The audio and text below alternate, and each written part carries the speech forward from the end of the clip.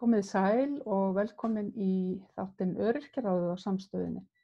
Ég heiti María Pétursdóttir, ég ætla að vera með ykkur hérna næsta hálftíman ásamt góðum gesti henni Bryndísi Snæbjörnsdóttur sem er formaður Þroskahjálpar.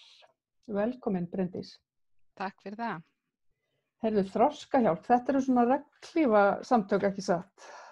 Jú, við erum sem sagt Landssamtökin Þroskahjálp, eru regnhlífa samtök það byrja 20 félagasamtaka sem eru einkum að berjast fyrir réttindum fólks með þroskahömlun og almennt fyrir réttindum fatlaðra barna. Samtökin eru stofnuð á sínum tíma af foreldrafélögum fatlaðra barna. Síðan náttúrulega í bara þróun tímans verður til dæmis átak félag fólks með þroskahömlun þar sem að þau eru sjálf að berjast fyrir sínum málstað og þau eru líka aðildarfélag hjá okkur og samtökin svona leggja mikið upp úr því að styðja við þeirra starf og styðja þau að vera sínir eigin málsvarar. Einmitt. Þannig að það hefur svolítið svona það komið svolítið svona umskipti inn í það ekki öll þessi svona, hvað maður segja, sjúklingafélög og á tímabili að hætt var með þessa áherslu á aðstandendur og fólk væri meira sjálft. Þetta var ekki geðhjálp eða ekki líka Jú, og þetta í öllum félögum og við sjáum það í aðildarfélögum hjá okkur eins og í Downs-félaginu einstaklingur með Downs komin í stjórn og í einhverju samtökunum eru einhverjur einstaklingar komin í stjórn og svo framvegis og það bara mjög mikilvægt að þeirra rödd heyrist og þau fá að koma sín á framfæri en á sama tíma verðum við líka að horfa á það að þegar við erum að vinna með fólki með þroskahömlun sem þarf stuðning oft til að taka ákvarðanir og þá skiptir mjög miklu máli að þau fái réttan stuðning til að geta verið sína eigin talsmenn vegna þess að það alltaf ákveðin hætta á því að þú fáir fólk til að segja já og nei við hlutum sem að það skilur kannski ekki almennilega þannig að við þurfum að leggja okkur sérstaklega eftir því að útskýra hlutina vel og reyna að setja það á eins einfalt mál og mögulegt þannig að sem flestir og helst allir skilji hvað að ræða áður en taka afstöðu. Og við köllum þetta stundum stutta ákvarðanatöku.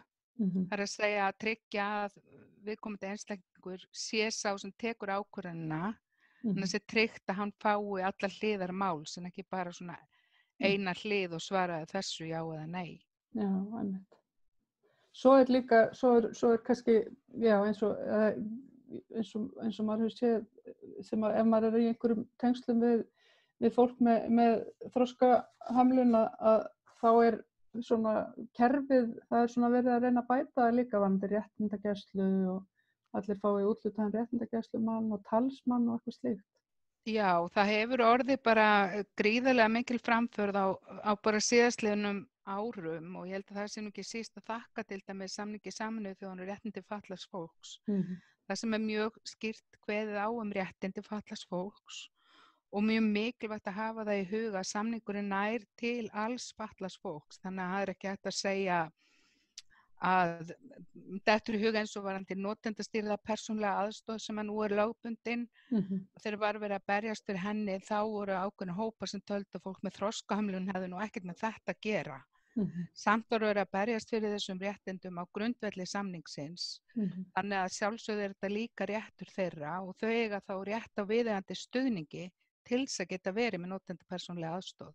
Til þess að geta verið sjálf verkstjórar og svona. Einmitt. Já, einmitt. Við ætlum kannski fara aðeins inn á það einmitt á eftir. En geturðu sagt mér aðeins svona frá félaginu? Nú, það er svona ýmis starfsemi í gangi, það ekki, hjá þessu félagi Þroskahjálp?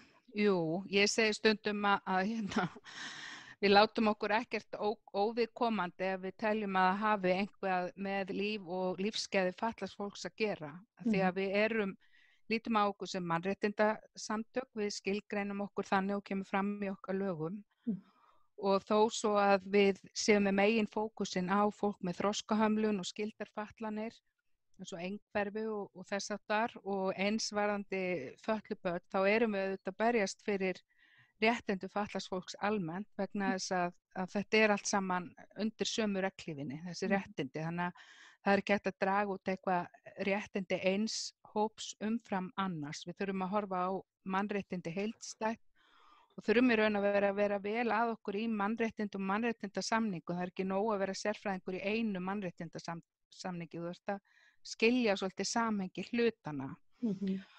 Og við erum, að því við erum svona landsamtök, þá erum við ekki að veita neina þjónustu, við erum ekki með félagsmenn, okkar félagsmenn eru í raun og veru aðildarfélögin sem eru þá með sína félagsmenn, en við auðvitað veitum stuðning og ráðgjöf eftir því sem þarf og reynum að afla okkur sérfræði þekkingar og mjög mikið okkar starfi felst til dæmis í því að skrifa umsagnir lög hjá löggjafarvaldinu eða Alþingi og þá að fara að fylgja þeim umsóknum eftir með því að fara á fundi þingnefnda og annað slíkt. Síðan höfum við unnið mikið með ráðuneytum og sérstaklega þá félagsmálaráðuneytinu og þá áður velferðarráðuneytinu að málum sem snúa fötluðu fólki og sitjum í nefndum og ráðum og alls konar og höfum tækifæri þá til þess að tala rödd þessa hóps. Og ég sem sagt formaður, þó ég sé ekki sjálf með þroskahömlun, þá ég talsmaður þeirra, ég kosin til þess, en ég legg mikið upp úr því að þau hafi rödd og tali sem mest fyrir máli sínu, ef það er hægt, og einsvarandi fötluð börn. Þannig að við erum nýlega búin að stofna ungmennaráð með fólki með þroskahömlun og einhverju, sem akkurat til þess að þau geti sjálf verið sínir málsvarar, ég sé ekki alltaf að tala fyrir þau og eins með átaka þau tali í raun og veru fyrir fólk með þroskahömlun en svo það þannig að ég svona á heildina litið þá lendi ég mjög oft í þessu talsmannshlutverki, ekki síst vegna þess hvernig samfélagið okkar í dag, það gerist allt svo hratt, það haft samband af einhverjum fréttamiðlum og maður beðinu að koma í viðtal eftir klukkutíma og fólk með þroskahömlun það þarf bara lengri tíma til að undirbúa sig. Það þarf jafnvel bara lengri tíma til að ákveða hvort það ætla að segja já eða nei við að fara í viðtal og eftir að þau hafa ákveðið það þá þurfa þau undirbúning til þess að geta komið fram í viðtalinu og verið raunverulega að bregðast við þeir sem þau eru spurð að þau skilja örugglega hvað að ræða og svona. Þannig að eins mikið og ég vildi að þau væru meira sjálf í frontinum og þá það ofslega flókið í framkvæmd. Allavega eins og við erum byggð upp, við erum ekki með mannafla til að styðja nægilega vel við þau til þess að geta verið þar, þó ég vildi það svo gjarnan.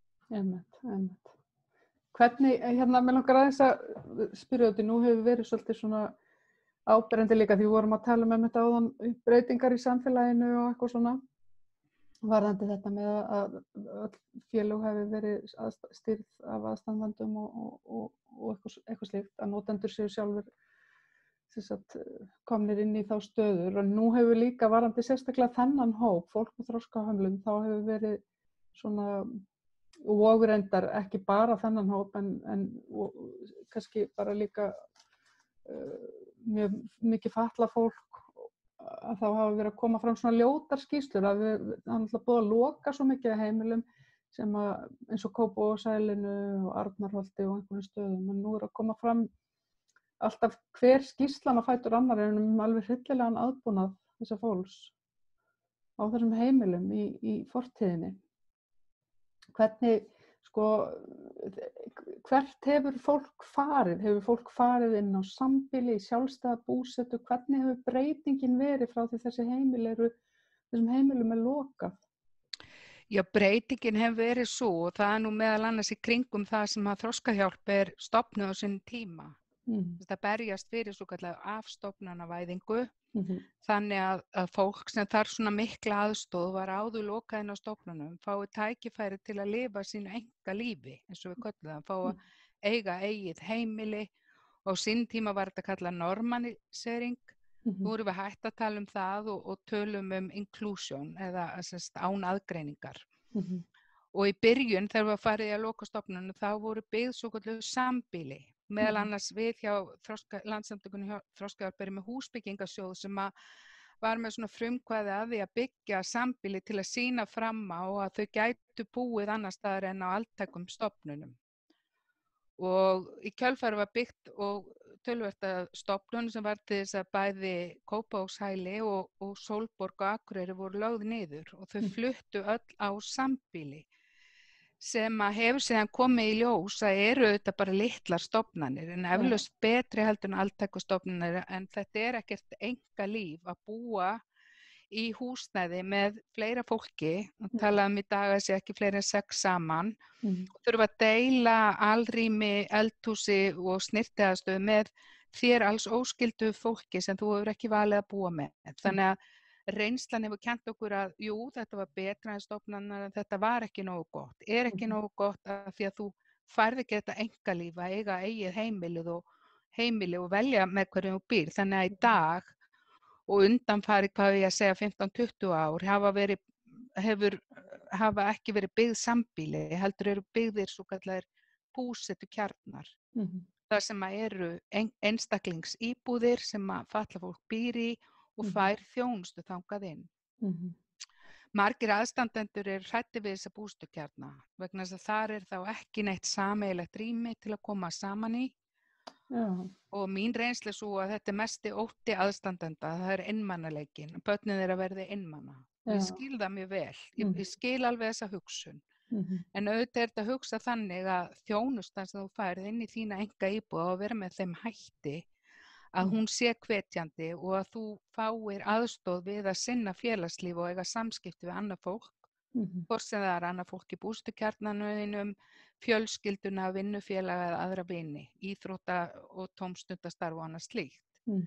En það sem hefur því miður gerst að það alltaf algengt að þau fá þessi grunnaðstoð við að borða og hátta sig og klæða sig.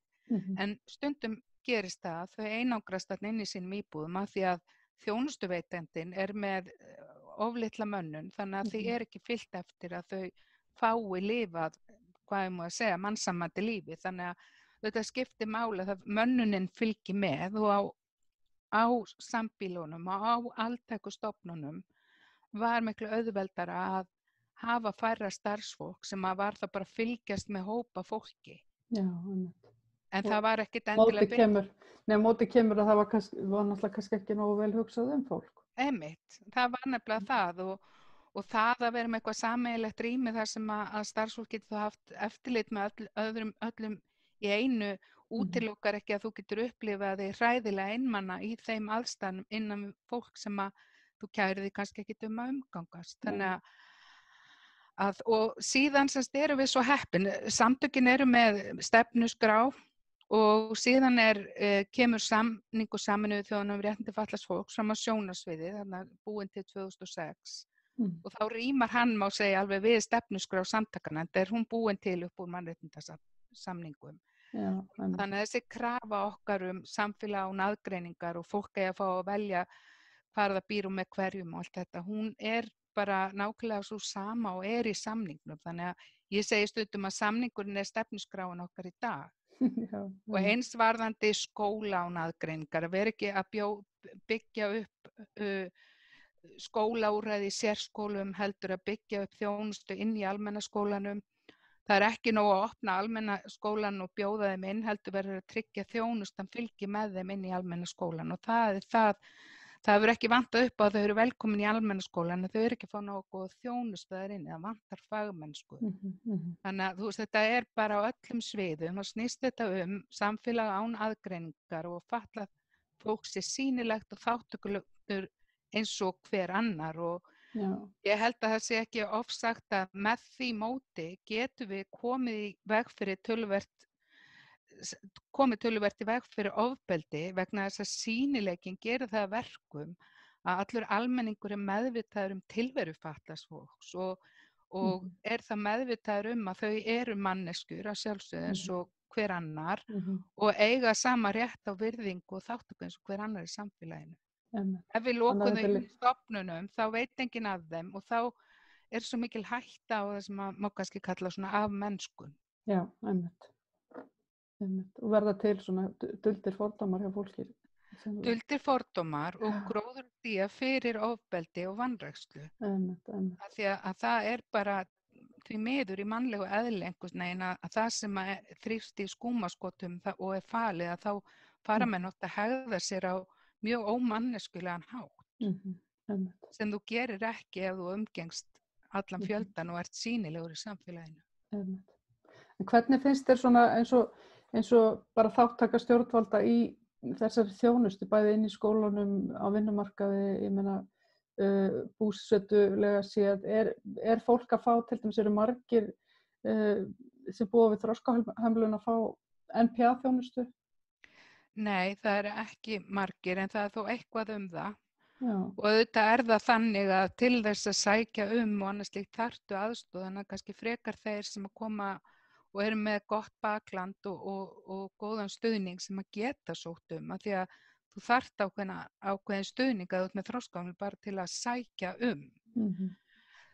Þannig að ég held og það liggja allir fordómar ekki bara frá samfélaginu gagnvart því að þau fá NPA, menn halda þau sé ekki færu það, þó ég hafi séð frábært dæmi fólk með þroskahömlun blómstra einmitt af því þau eru með samning, NPA-samning og fordómarnir eru líka innbyrðis á milli fatlað fólk og ég hef orðið vör við það hefur minnkað gríðarlega mikið síðastliðin ár sem betur fer að fólk með hugsanlega einhverja líkamlega fatlanir telur að fólk með þroskahömlun hafa ekkert með þetta að gera og þetta að vera fyrir ákveðin hópa fólki hugsanlega sem lendir í einhverjum veikindum seinna á lífsleiðinni eða hvað það en þá kem ég aftur að þessu samningurinn og réttindi hans ná til alls fatlaðs fólks og það mjög mikilvægt að hafa það í huga og svo er það líka að það hefur breyst gríðarlega mikið á síðastliðnum árum og ég óþreytandi að halda því á lofti. Ég tel að Freyja Haraldsdóttir eigi mjög stóran hluta máli þar vegna þess að hún kannski fyrsta fatlaða manneskjan sem ekki með þroskahömlun sem stígur mjög þungt í jarðar og talar máli fólks með þroskahömlun eins og alls annars fatlaðs fólks. Og svo eru bara margir sem að hafa þá fyllt í kjölfari sem bara algjörlega frábært. Akkurat, Já. Já, ég mér langaði að spyrja þig líka út í bara ástandi núna sem búið að vera hérna síðasta bara árið nánast. Að því nú svo mikið að líka kannski foreldrafélögum aðilar að þroskahjálp, þið að finna fyrir bara erfiðleikum og einangrun og í tengslu við COVID þá? Í tengslu við COVID, já. Já, sko í raun og veru það kemur mér samt á óvart að fólk ótrúlega þolinmótt vegna þess að þetta ástand kemur auðvitað rosalega illa niður á fólki með þroskahömlun. Þau búa mörg hver einmitt á gamaldags sambýlum eða í búsetukjörnum og eru þá alveg einangru frá fjölskyldum sínum, hins vegar það kom ekki boð að ofan. Það kom ekki boð frá stjórnvöldum að þetta loka heimilum fatlaðs fólks sem ég held við getum verið ánægð með og stolt yfir. Við voru bara fyrirmælum að loka hjúkrunarheimilunum þarna í vor. Og jú, ég veit að einhverju þjónustuaðilar tóku bara einhliða ákvörðun að loka en svo voru aðrir sem að gerðu það í samráði við íbúana. Og þeir fengu að velja sér kannski einhver einn aðstandandi mætti koma í heimsókn eða eitthvað þess áttar. Þannig að mér finnst stjórnvöld hafa staðið sig gríðarlega vel gagnvart þessum hóp í samanburði við hvað ég að sjá í nágrannalöndum okkar.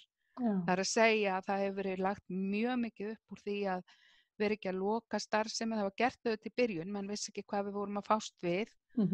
Og við hérna hjá samtökunum í afskiptasemi okkar, eins og ég sagði í byrjun, að við látum allt sem við teljum að snúa fötluðu fólki varðar okkur, þannig að við fórum strax að stað og komum með ábendingar að það þyrfti kannski ekki að loka. Það væri hægt að hólfa af, það væri hægt að koma starfseminni þannig fyrir að það væri eins lítil hætta á smit og mögulegt væri. Og ef það þyrfti að loka þá yrðu menn að horfa á þjónustuna þannig að hún væri ekki bundið við ákveðið hús. Þeir sem þurfa alla þjónustu aðstofi allt í daglegu lífi, það þýðir ekki að senda þá heim án aðstofar, þá er bara aðstofan að fara með þeim. Og mér fannst rosa vel tekið í þetta strax í byrjun og mér finnst eins og allt hafi verið gert til þess að gera þetta. En auðvitað erum við að fá dæmi, við bara síðast í gær dæmi frá aðstandanda sem á rúmlega 20 dóttur sem þarf aðstoð allan sólarhringinn og hún send heim þegar kemur upp sóttkví á hennar vinnustað og það fylgir henni ekki aðstoð. Sem auðvitað ekki gott vegna þess að hún fullorðin manneski skilningi laga og foreldrar hennar ber ekki ábyrgð á að veita henni þjónustu. Þeir eru fullri vinnu og þurfa að taka sér frí til að sinna henni. Þannig að auðvitað erum við að fá svona málin að borða til okkar en þau eru ekki mörg og þau eru ekki alvarleg, það að segja ekki jafn alvarleg eins og ég að sjá hjá systursamtökum okkar í Evrópu og á Norðurlöndunum. Þannig að þannig held ég að við getum þrátt fyrir allt sagt að þau hafi það betra hérna heldur en í mörgum öðrum Norðurlöndunum. Já. Nú hef ég verið að tala við svona nokkra í Skandinavíu, Danmörku og eitthvað sem eiga börn með sérþarfir, að þá hefur verið talað að foreldrar tala að þau fá mikið betri þjónustu í skólakerfinu og annað þar heldur en þau fengu hér. Já, almennt séð held ég að þjónustan sé betri þar, en varðandi viðbrögðum við COVID, þá held ég að við höfum tæklað það betur. En ég held hins vegar og tek alveg undir það að ég held að þjónustan til dæmis við fötluð börn hérna hjá okkur sé ekki á pari við það sem gerist á Norðurlöndunum og það felst svolítið í því að við hérna erum ennþá, þetta einhver kúltúr á Íslandi, þegar að það fæðist fatlað barn eða þú lendir í slysi eða eitthvað á lífsleiðinni eða veikist, að þá einhvern veginn íslenski kúltúrinn að menn þurfa að finna allt sjálfir. Þeir eru einhvern veginn gerð grein fyrir einhverjum grunnréttindum, en svo ekki meir, svo þú ert að frétta hjá vinum eða kunningjum eða öðrum foreldrum sem þú kynnist eða öðrum fötluðu fólki sem þú kynnist einhverju réttindi sem þú átt sem enginn hefur sagt þér, en til dæmis ef við tökum dæmi frá Svíþjóð, þá það bara þannig að þegar fæðist fatlað barn þá að mynda teymi kringum barnið, einn aðili í teyminu ber ábyrgð á því að færa foreldrum bara öll umsóknarbröð, kynna öll réttindi og ef að verður þess áskynja að þú hefur ekki sótt einhverja þjónustu, hjálpatæki eða eitthvað þess átt að þá farið að frumkvæði teymisins og aðtóðbýtu af hverju sóttur ekki þetta, það því þú vildir það ekki eða það því að fór fram hjá þér. En hérna ekkert svoleiðis, það fer allt of mikið fram hjá okkur að því að hið opinbera ekki að passa nógu vel upp á okkur sem erum foreldrar í þessari stöðu eða á passa upp á fatlað fólk. Þannig að þar eigum við allt í langt í land. Já, einmitt. Og svo líka bara þessi skömmtun á fjármagni endalaust eins og bara með NPA-þjónustuna og fleira, að það alltaf bara einhver svona kvóti, það geta x margir sótt núna, svo ekki þetta sækjum strax aftur, jafnvel. Þannig að þetta alveg ofsalega furðulegt. Já, og þetta með NPA-þjónustu náttúrulega mjög alvarlegt að það séu sett þessi lög sem innibera þennan kvóta, geti bara ákveðið margir fengið, en það fylgir engin leiðbeining hvernig eigi að velja. Og því hefur ekki enn verið svarað, við vitum ekki enn þá almennilega hvort það fyrstu kemur fyrstu fær eða hvernig valið. Og NPA-þjónustan og allt sem tengist henni endurspeglar síðan alla aðra þjónustu. Það fólk á biðlista eftir alls konar hlutum af því að fjármunir eru búnir fyrir þetta árið í kannski einhverju stoðþjónustu sem þú áttir rétt á. Á meðan að ég tel bara mjög eðlilegt að þetta eru réttindi sem þú hefur sem fötluð manneskja og hún eigi bara að vera bundið fé hjá sveitarfélaginu, þannig að það sé ekki hægt að segja að peningarnir séu búnir. Nei, nákvæmlega. Og það er bara að finna pening. Sama að það gerast núna í hlutdeildarlánunum og það er bara einhver x peningur. Svo bara hægt að segja við suma, nei því miður peningurinn er búinn. Þetta er ekki normalt, af því þetta er náttúrulega bara klár mismunum og ég velti fyrir mér, þetta hlýtur að einhvern veginn, þetta hlýtur að stangast á við einhverja jafnræðisreglur í lögum. Eflaust gerir það. Undarlega lagasetningar. Já, og það er bara ólíðandi að til dæmis fötluð börn þurfa að bíða eftir þjónustu á þeirri forsendu að fjármagnið sé búið fyrir þetta ár hjá sveitarfélagi eða bara. Og sama tíma erum við að tala að sama sveitarfélag hugsanlega með uppáskrifað vottorðum að það sé barnvænt sveitarfélag.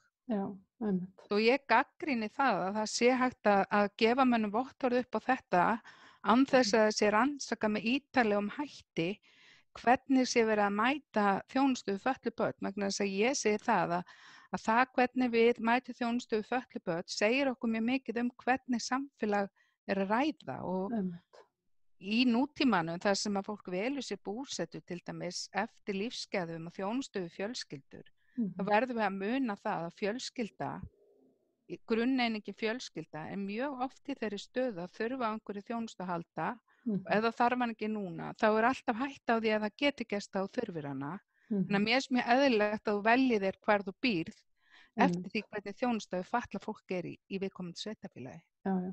Svo það er náttúrulega bara alveg út í hróa líka að það skuli vera þannig að það sé mismunandi eftir sveitarfélögum hvernig þjónustan er. Ég meina algjörlega. Og við erum með grunnlögum hvernig þjónustan eigi að vera.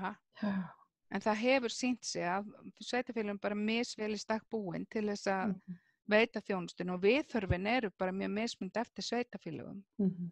Og mörg sveitarfélög eru að gera mikið af góðum hlutum og svo eru önnur sem að einhvern veginn reyna að koma sig hjá því að veita þjónustuna og hvergi er þetta fullkomið. Ég hefði viljað sjá sveitarfélögin keppast það hver veiti besta þjónustuna, en ég svona upplifað stundum eins og sé í samkeppni hver getur varið minnstu fjármagni í að veita þjónustuna. Já, einmitt. En við vitum það náttúrulega bara verð og gæði haldast í hendi, þannig að ef að þú ert að keppast í þessu þá er hætt á því að gæðin sé ekki nægilega góð. Einmitt. Ég myndi bara vilja sjá þetta bara ríkið í rauninni skaffaði þessar þjónustu eða fjármagnið í hana. Fjármagnaði hana eðlilega þannig að það skipti ekki máli þó að þú flyttir á milli sveitarfélaga hvers slags þjónustu þú fáir. Þú eigir rétt á því sama og fáir alltaf það sama. Af því þetta eru mannréttindi líka. Og það á auðvitað að vera þannig, en ég held samt að áður fyrir þá var þjónustu fatlað fólk með mikla stuðningsþarfir á hendi ríkisins og það voru svokallaðar svæðisskrifstofur. Og ég held að þetta færðist í sveitafélagina hafi verið einmitt eitt af því sem gerði það verkum að við höfum þó verið í framþróun í þessu málaflokki vegna þess að það eru miklu fleiri sem koma að málum fatlaðs fólks. Þegar þetta var í þessum svæðisskrifstofum þá var eins og þeir íbúar sem voru fatlaðir og fengu þjónustu gegnum svæðisskrifstofu og tilheyrðu ekki viðkomandi sveitafélagi. Þannig að auðvitað hefur þetta allt sína kost og galla, þetta snýst auðvitað þessa fjármögnun. Að tryggja það að fjármagni fylgi og þú hafir val búsetustað og fjármagni fylgi þér þar sem þú kýst að búa. Þannig að auðvitað, og núna til dæmis í þessu COVID ástandi og þessari kreppu þá sjáum við það að þessi útdeiling á peningum inn í jöfnunarsjóð gengur ekki upp þegar að vera tekjufalli í útsvari. Og sem betur fyrir þá skilst mér stjórnvöld ætla að bæta jöfnunarsjóðnum það upp, þannig að sveitafélögin hafa enga afsökun núna til þess að draga úr þjónustu við fatlað fólk af því að það sé ekki til peningar, af því að mér skilst að það eigi að tryggja það að fulla að fylgi fjármagn með, en sem hefur auðvitað alltaf háð málaflokknum að það hafa aldrei fyllt nægir fjármunni, það var alltaf vantað upp á. Einmitt. En ég sá á heimasíðunni ykkar og maður var búin að heyra aðeins af því að fólk getur sótt svona einhvern stuðning að foreldrar fatlaðra barna geta sótt einhvern stuðning eða ekki vegna COVID. Jú, það var semst í vor, þá auglýsti félagsmálaráðherra það að semst foreldrar getur sótt eingreiðslu, mann hvað var 45.000 krónur. Sem auðvitað ekki fyrir þá sem að þurfa að vera lengi frá vinnu vegna þess að það eru lokanir eða hvað sem veldur og oft það vegna þess að fötluðu börnin eru langveik og eru þar leiðandi í áhættuhópi og verða því að vera í einangrun heima. En það kannski ekki einangrun sem það ekki sóttvarnayfirvöld sem skipaði einangrun heldur hugsanlega þá læknarnir þeirra að þau fái þá greiðslur eins og aðrir sem þurfa að vera í sóttkví, en það er ekki þannig. Þannig að við vitum dæmi þess að foreldrar hafa verið frá vinnu sem annars gátu stunda vinnu með fötluðum börnum sínum, hafi þurft að draga sér hlé og verið heima með þeim, með þau í svokallaða verndasóttkví og fá engan fjárhagslegan stuðning og við erum svona ósátt við að okkur finnst stjórnvöld ekki hafa leyst úr þessu. Því að auðvitað þessar 45.000 krónur koma sér eflaust vel fyrir alla en þetta er ekki svona dæmi þar sem eigi að setja eina ríkisupphæð á alla heldur þarf að gefa bara fólki færi á að sækja þeir sem þurfa á að halda. Einmitt. Og það hefur ekki verið gert. Sko. Nei, akkurat.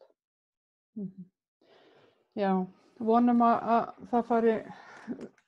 það komi einhverjar lausnir hvað það varðar. Já, og þetta var farið í aðgerðir í vor til þess að minnka einangrun, það var boðið upp á fleiri dvalarúrræði fyrir fötluð börn og fullorðnum fólki með þroskahömlun var boðið upp á sérstakt sumar svona orlofsúrræði sem var nýmæli og mæltist vel fyrir sem hefði aldrei orðið nema fyrir COVID. Þannig að líka jákvæðir hluti sem hafa gerst og svo náttúrulega úrræði sem að ég er sjálf mjög hrifin af og hefði vilja hafa þegar ég var sjálf með mínar dætur og bassaldri að basla þetta. Að það var í Vík í Mýrdal var boðið upp á svona dvöl fyrir fjölskyldur fatlaðra barna. Þess að þau gátu verið frá mánudegi til föstudags og fengu að taka þátt í alls konar afþreyingu og eiga samveru og kynnast hvort öðru og deila reynslu og svona jafningjafræðsla og þetta mæltist mjög vel fyrir og er eitthvað sem að þekkist í nágrannalöndum okkar og er vonandi komið til að vera. Þannig að þetta var til dæmis eitthvað sem ekki hefði orðið til nema fyrir COVID og settir fjármunir vegna COVID í. Þannig að við verðum að muna eftir því sem er jákvætt líka þó að sé margt sem þarf að laga. Það er afskaplega gaman að þetta heyrum eitthvað jákvætt sem kemur út úr þessu. Þetta hefur verið fólki svo erfitt oft. Og auðvitað ég hef áhyggjur á ákveðnum hóp og það er ekki bara fólk með þroskahömlun, margir aðrir í þessari stöðu og hefur verið rætt þennan COVID-kvíða og ég þekki dæmi einstaklinga sem fara ekki út úr húsi. Það er, þó þau gætu það. Og sækja ekki vinnuna sína því þeim finnst ógn að fara í vinnuna því að allir sem kom í vinnuna getur smitað, eru kannski að vinna í verslunum og finnst þetta bara svo ógnvænlegt að þau draga sig í hlé og eru heima.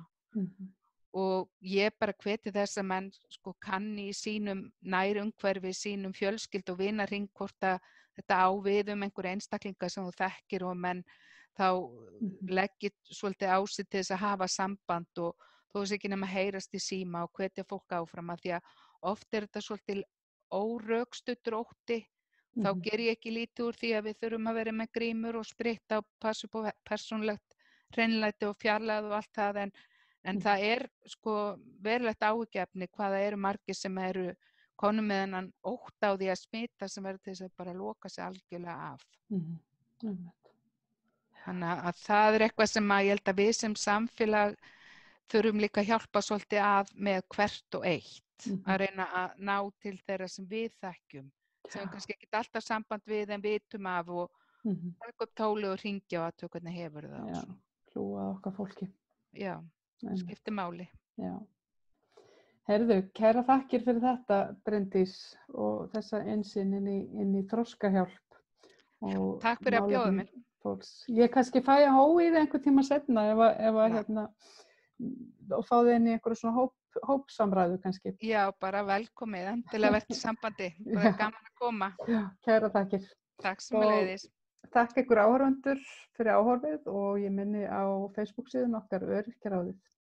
Minni líka á þáttinn Rauða borðið sem að verður hér á sínum stað í kvöld klukkan 20:00.